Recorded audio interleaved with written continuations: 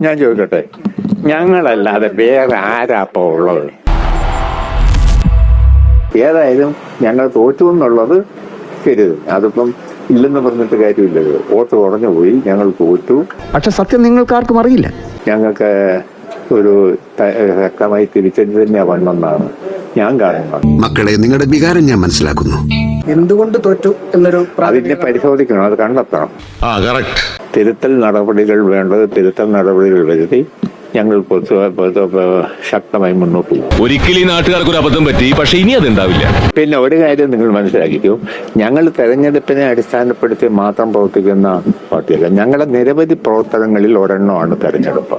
ഇത് ചെറുത്ത് ഭരണവിരുദ്ധ വികാരമാണോ എന്നൊന്നും നമുക്ക് വിലയിരുത്താതെ ഞാനിപ്പോ കയറി പറയുന്നത് ശരിയല്ല.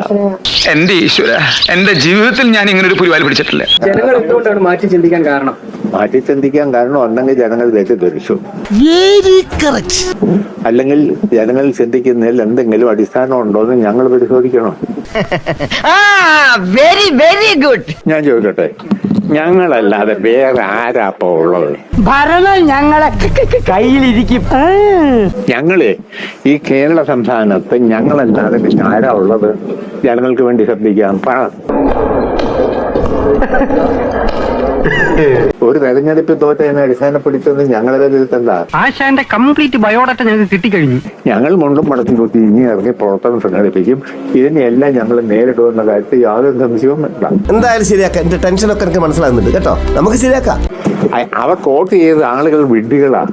കാരണം എന്നാ, തെരഞ്ഞെടുപ്പിന് മുമ്പ് വോട്ട് പെട്ടിക്കകത്താകുന്നതിന് മുമ്പ് തന്നെ മുഖ്യമന്ത്രി ചർച്ച തുടങ്ങിയ ഒരു പാർട്ടിയെ പറ്റി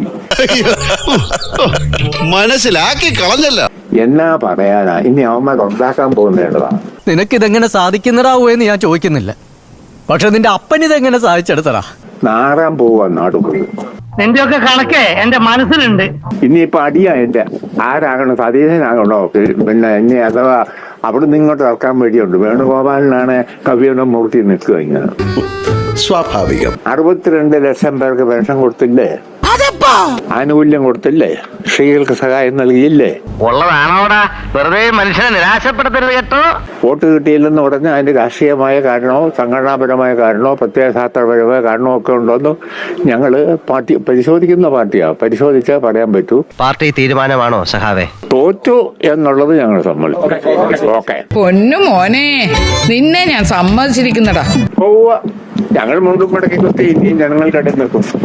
ഇത് ഞങ്ങൾ പ്രതിപക്ഷത്തിന്റെ പാരയാ. ഒരു വിട്ടുവീഴ്ചയില്ല. അതിനൊന്നും ഞങ്ങളെ ഒന്നും വെല്ലുവിളിക്കാൻ ഈ ചൂടുകാരി ഒരു ശക്തിക്കും കഴിയില്ല. ഇനി എണ്ണിയവർക്കെങ്ങാനും തെറ്റുപറ്റിയതാണോ? എണ്ണിയവർക്ക് തെറ്റ് പറ്റിയാലും ജനങ്ങൾക്ക് തെറ്റ് പറ്റില്ല.